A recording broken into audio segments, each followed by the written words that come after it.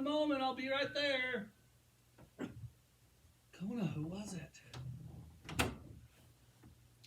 Oh, hey, you're here.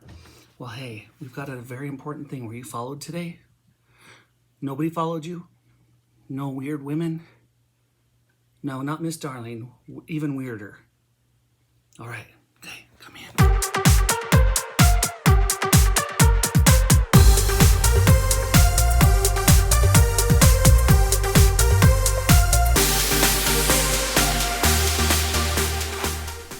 All right, guys, I told you I had something very important to share with you that's very kind of scary, but don't worry, we'll get through this together. I'm going to make sure that you understand all of it. It's very important that you pay close attention. Very, very close attention. But our topic today, like I said, is a serious one. All right, guys, I am here. And the very important topic that we are going to be discussing today is witches. Yes, witches. No, not the kind of witches you see in the movies. Real witches. The information in this book could help save your life. So it's important that you pay close attention, because at the end, just to make sure you're safe, I'm going to be asking some questions that you're going to have to answer with complete sentences and restate the question so that I know that you remember what I'm asking you, because it may just save your life. Let's get started. The Witches by Roald Dahl, illustrated by Sir Quentin Blake. A note about witches.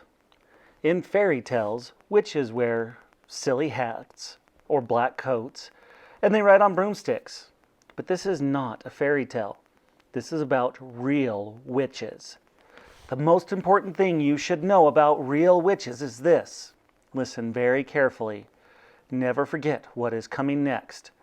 Real witches dress in ordinary clothes and look very much like ordinary women. They live in ordinary houses and they work in ordinary jobs. That is why they are so hard to catch. A real witch hates children with a red-hot, sizzling hatred that is more sizzling and red-hot than any hatred you could possibly imagine. A real witch spends all her time plotting to get rid of children in her particular territory.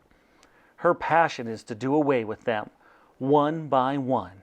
It is all she thinks about the whole day long, even if she is working as a cashier in a supermarket, or typing letters for a businessman, or driving around in a fancy car, and she could be doing any of these things.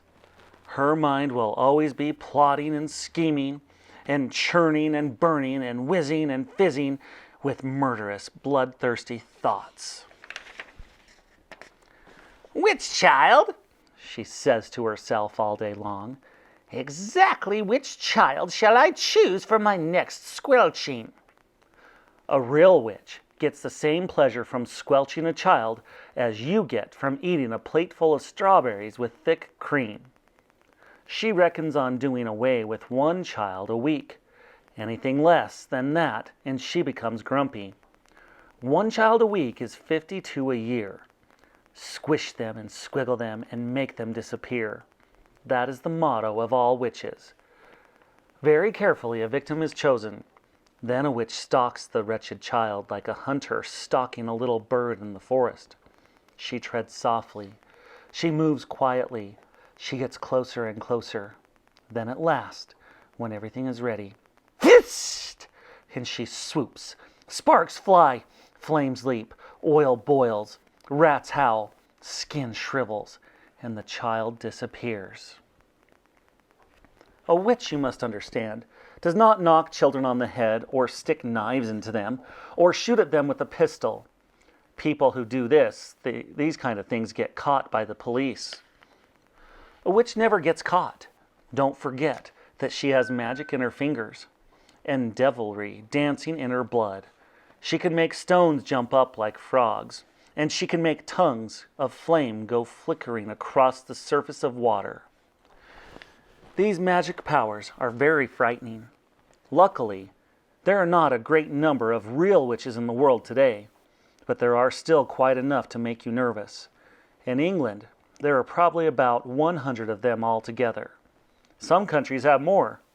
Others have not quite so many. No country in the world is completely free of witches. A witch is always a woman. I do not wish to speak badly about women. Most women are lovely. But the fact remains that all witches are women. There is no such thing as a male witch. On the other hand, a ghoul is always a male. So indeed is the Barghest. Both are dangerous, but neither of them is half as dangerous as a real witch. As far as children are concerned, a real witch easily the most dangerous of all the living creatures on Earth. What makes her doubly dangerous is the fact that she doesn't look dangerous. Even when you know all the secrets, you will hear about those in a minute, you can never be quite sure whether it is a witch you are gazing at or just a kind lady. If a tiger were able to make himself look like a large dog with a waggy tail, you would probably go up and pat him on the head, and that would be the end of you. It is the same with witches. They all look like nice ladies. Kindly examine the picture opposite. Which lady is the witch? That is a difficult question, but it is one that every child must try to answer. For all you know, a witch might be living next door to you right now. Or she might be the woman with the bright eyes who sat opposite you on the bus this morning. She might be the lady with the dazzling smile who offered you a sweet from a white paper bag in the street before lunch. She might even, and this will make you jump, she might even be your lovely school teacher who is reading these words to you at this very moment. Think of Miss Darling, not me. Look carefully at that teacher. Perhaps she is smiling at the absurdity of such suggestion. Don't let that put you off. It could be part of her cleverness. I am not, of course, telling you for 1 second that your teacher actually is a witch. All I am saying is that she might be one. It is most unlikely, but, and here comes the big but, it is not impossible. Oh, if only there were a way of telling for sure whether a woman was a witch or not, then we could round them all up and put them in the meat grinder. Unhappily, there is no such way, but there are a number of little signals that you can look out for. Little quirky habits that all witches have in common.